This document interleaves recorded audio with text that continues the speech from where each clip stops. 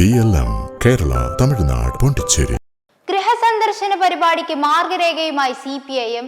തദ്ദേശ തെരഞ്ഞെടുപ്പുമായി ബന്ധപ്പെട്ട കാര്യത്തിൽ നിന്ന് ചർച്ചകൾ ആരംഭിക്കണമെന്നാണ് നിർദ്ദേശം. ഗൃഹസന്ദർശന പരിപാടിക്ക് ഇന്ന് തുടക്കമായിട്ടുണ്ട്. തിരിച്ചടിയുണ്ടായ സ്ഥലങ്ങളിൽ എന്തുകൊണ്ട് അത് സംഭവിച്ചു എന്നതിൽ ചർച്ച തുടങ്ങാം. ജനങ്ങൾക്ക് പറയാനുള്ളത് ക്ഷമാപൂർവം കേൾക്കണം.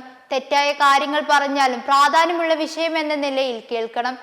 തർക്കിച്ച് ജയിക്കാനല്ല, ശരിയായ ധാരണയിൽ എത്തിക്കാൻ ക്ഷമാപൂർവം ഇടപെടണമെന്നും മാർഗരേഖ വ്യക്തമാക്കി. വർഗീയ സംഘടനകളെ വിമർശിക്കുന്നത് ഏതെങ്കിലും മതത്തോടുള്ള വിദ്വേഷമല്ല എന്ന് ധരിപ്പിക്കണമെന്നും CPIM മുസ്ലിം വിരുദ്ധ സമീപനമല്ല സ്വീകരിക്കുന്നതെന്നും വ്യക്തമാക്കണമെന്നും നിർദ്ദേശമുണ്ട്. പത്മകുമാറിനെതിരായി നടപടിയെടുക്കാത്തതും വിശദീകരിക്കും. പത്മകുമാർ ചെയ്ത തെറ്റിന്റെ സ്വഭാവം വ്യക്തമായിരുന്നില്ല. കുറ്റപത്രത്തിൽ അത് വ്യക്തമാക്കുന്ന ഘട്ടത്തിൽ ഉചിതമായ തീരുമാനമെടുക്കും. രാഷ്ട്രീയക്കാരനായാലും തന്ത്രിയായാലും കുറ്റം ചെയ്തവരെ നിയമത്തിനു മുന്നിൽ കൊണ്ടുവരുമെന്നും ജനങ്ങളെ അറിയിക്കാനും നിർദ്ദേശമുണ്ട്. ഗൃഹസന്ദർശന പരിപാടിക്ക് ജനങ്ങളിൽ നിന്നും മികച്ച പ്രതികരണമാണ് ലഭിക്കുന്നതെന്ന് CPIM general secretary MA baby പറഞ്ഞു.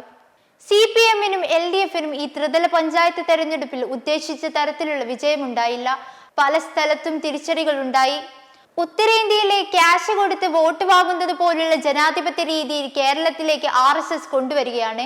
കോൺഗ്രസും UDF-ഉം മുസ്ലിം ലീഗും ഇത്തരത്തിൽ തന്നെയുള്ള പ്രവർത്തനങ്ങൾ പലയിടത്തും നടത്തിയിട്ടുണ്ട്. ഇതാണ് തങ്ങൾക്ക് പ്രാഥമികമായി കിട്ടിയിട്ടുള്ള വിവരമെന്നും അദ്ദേഹം പറഞ്ഞു. മെമ്പർമാരുടെ നിക്ഷേപങ്ങൾക്ക് ഉയർന്ന ലാഭവിഹിതം നൽകുന്ന കേന്ദ്ര സർക്കാർ സഹകരണ registered society Bharat Lajna multi state housing cooperative society limited.